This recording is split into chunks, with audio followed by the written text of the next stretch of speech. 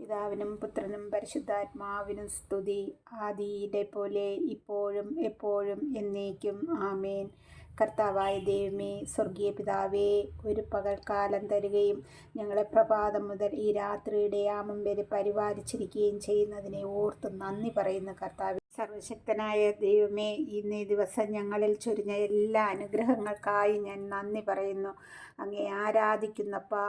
എൻ്റെ ഈശോയെ, ഇന്നേ ദിനം ഞാൻ അറിഞ്ഞോ അറിയാതെയോ വിചാരത്തിലോ വാക്കുകളിലൂടെയോ പ്രവൃത്തികളിലൂടെയോ വന്നുപോയ സകല പാപങ്ങളും മാപ്പപേക്ഷിക്കുന്നു നാഥ.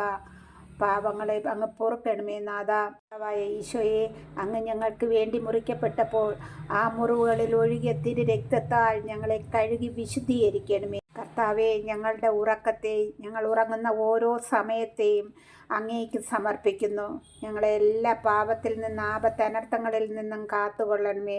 ഞങ്ങളുടെ ഭവനങ്ങളിലോ ഞങ്ങളിലോ ഒരു അന്ധകാര ശക്തികളോ പൈശാചിക ശക്തികളോ ദുഷ്ടശക്തികളോ കള്ളന്മാരോ വിഷജന്തുക്കളോ പ്രാണികളോ കടന്നു വരുവാനോ ഉപദ്രവിപ്പാനോ ഇടയാക്കാതെ വണ്ണം, ഒരു അന്ധകാര ശക്തികളും കടന്നു വരുവാൻ ഇടയാക്കാതെ വണ്ണം അവിടുത്തെ ദൂതഗണങ്ങളെ കൊണ്ട് പരിപാലനം ചെയ്യണമേ എന്ന് പ്രാർത്ഥിക്കുന്നു നാഥ.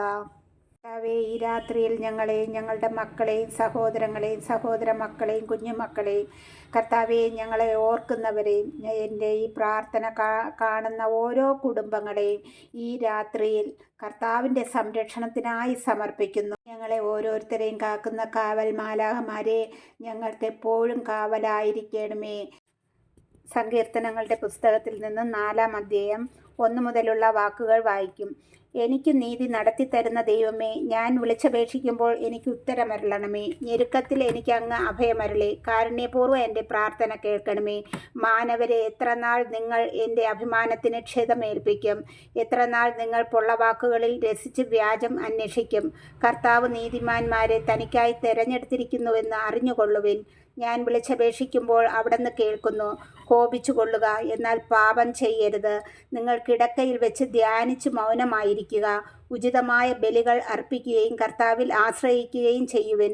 ആര് നമുക്ക് നന്മ ചെയ്യും? കർത്താവെ, അങ്ങയുടെ മുഖകാന്തി ഞങ്ങളുടെ മേൽ പ്രകാശിപ്പിക്കണമേ എന്നും പലരും പറയാറുണ്ട്. ധാന്യത്തിൻ്റെയും വീഞ്ഞിൻ്റെയും സമൃദ്ധിയിൽ അവർക്കുണ്ടായതിലേറെ ആനന്ദം എൻ്റെ ഹൃദയത്തിൽ അങ്ങ് നിക്ഷേപിച്ചിരിക്കുന്നു. ഞാൻ പ്രശാന്തമായി കിടന്നുറങ്ങും.